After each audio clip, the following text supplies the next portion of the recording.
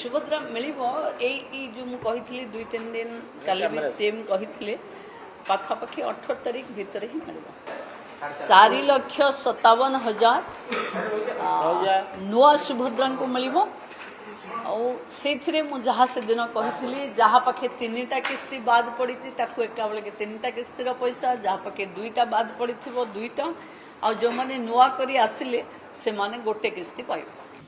नमस्कार दर्शक बंधु मोर एक नया भिडियो आपण मानक स्वागत करुच्ची। जदि भिडियोटी भल लगे तेबे लाइक टे करेंगे एवं चैनल नुआ थिले चैनल को एवं ही सब्सक्राइब करी घंटी चिन्ह दबाई ऑल सेलेक्ट करिया को भूलंतु नहीं। दर्शक बंधु गत भिडियो रे मु आपण मानक सुभद्रा योजना विषय नहीं किछि वार्ता रखी से आपण माने बहुत मात्रा रे भल पाइबा देथिले। पुणी आज मुझे सुभद्रा योजना विषय आपण मानक कहवाक चाहे जे गत वीडियो रे आमनकर वार्ता थिला जे एही सप्ताह रे मिलिबो डेट कौन सी कंफर्म हे नथिला किंतु आजिका वीडियो रे आपण माने सुनी पारिथिबे जे जनवरी 18 तारिख रे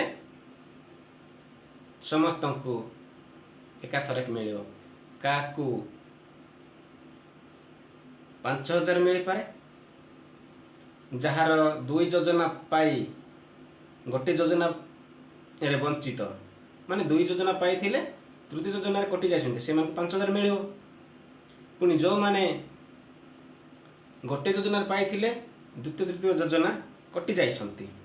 से माने 2टा किस्ती पाइबे। पुणी जो माने टोटाली पाई नांती से मानकु 3टी किस्ती एकाथरक मिले बोली सूचना मिली। तो सेति पई हेई पारे वर्तमान भी आपण मानकर ना लिस्ट रु कटि जाई पारे कि कहीं ना गत योजना गुड़ा करे अधिक मात्रा रे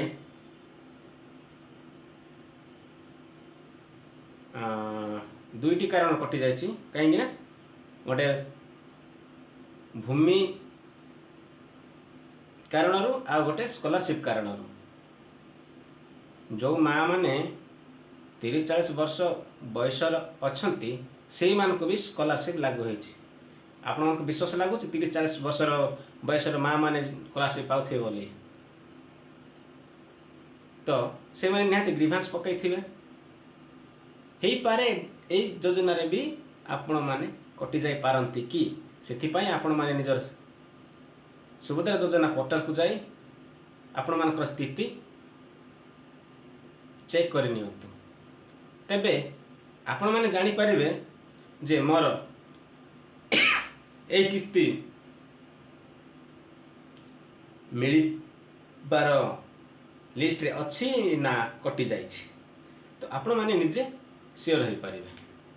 सेति पई आपण मानक प्रति मोर ए वीडियो वर्तमान सुधा समय अच्छी जदि 18 तारीख रे जदि टंका मिलुची तेबे एही समय थिबा भितरे जो मानकर डीबीटी क्लियर हे नाही बा डीबीटी क्लियर हे नाही से डीबीटी को क्लियर कर दियंतु तेबे आपण माने टंका पाइबारे माने सुविधा हबो जहारी फल कि आपण माने कौन सी झंझट पड़े रही। देखा नेक्स्ट वीडियो। नमस्कार।